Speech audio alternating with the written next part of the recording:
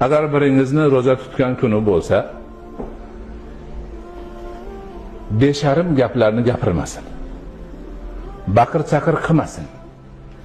Agar birov u bilan so'kishib qolsa, urushib qolsa, unga men ro'za tutganman desam. Javob bermasin unga. Birov kelib bunga tahdid solyapti. So'kyapti, urushmoqchi. Buni haqqi bor. Bunga nima? Zulm bo'lyapti. O'zini mudofaa qilishga haqqi bor.